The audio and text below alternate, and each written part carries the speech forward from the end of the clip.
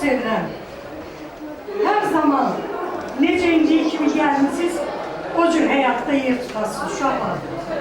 Hamınız ağıllı, tərbiyəli, savadlı, hər biriniz gələcəyin ən öndə gedən bir insan olacaqsınız. Mən buna güvənirəm və inanıram. Hər birinizin yolu uğurlu, işıqlı, hamar olsun. Heç zaman əziyyətlə üzləşməyəsiniz. Daim yolunuz hamar olsun. Mən sizə müvəffəqiyyətlər, ən yaxşı, vacib olan həyatda can sağlığı arzulayıram. Arzum budur ki, sizi hər görəndə ürəyim açılsın.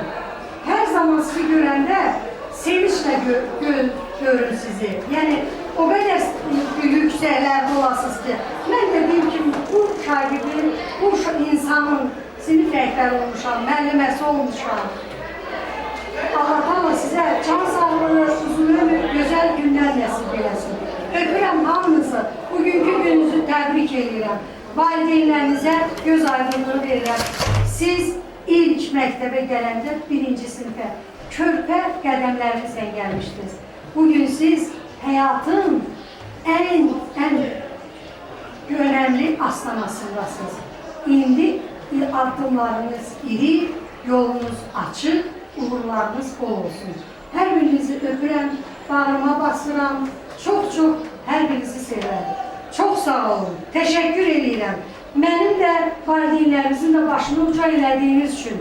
Bugün biz təkcə məktəbdə yox, Respublikanın demək olar ki, bir çox məktəblərindən irəlidəyik sinifimizin qazandığı nailiyyətlərə görə. Yəni, mənim sinifimdəki bu şagirdlərin bugünkü gün qazandığı yüksək ballar demək olar ki, sabah hamının dillərinə əzbər olacaq. Hər birinizə təşəkkür edirəm. Çox sağ olun, valideynlərinizə də, özünüzə də. Öpürəm sizi. Bəzən şirin yuxularda dönüşəndə keçib uzaq, sevinclə yürürəm doğma məktəb yollarında. Bir vaxt sənin sözlərinə gizli-gizli gülərdik biz, deyəndə ki, vaxt gələcək, bu günləri anacaksınız. Əziz müəllimim, dediklərin doğruymuş sətir-sətir. Nə olar sən o günləri bir canlı geri gətir. Əziz müəllimim, dediklərin doğruymuş sətir-sətir. Nə olar sən o günləri bir canlı geri gətir.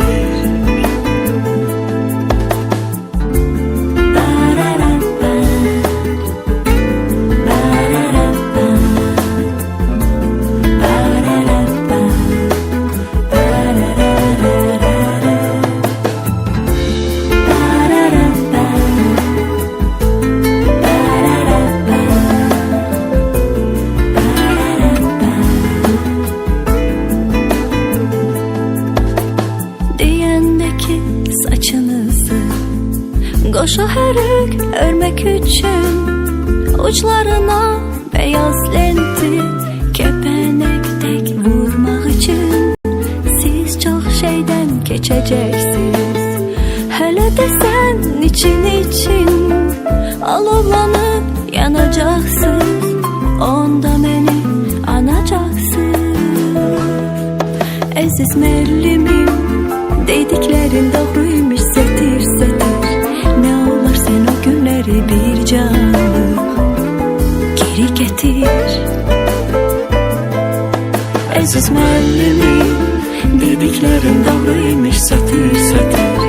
Nə olar sən o günləri bir canlı geri gətir.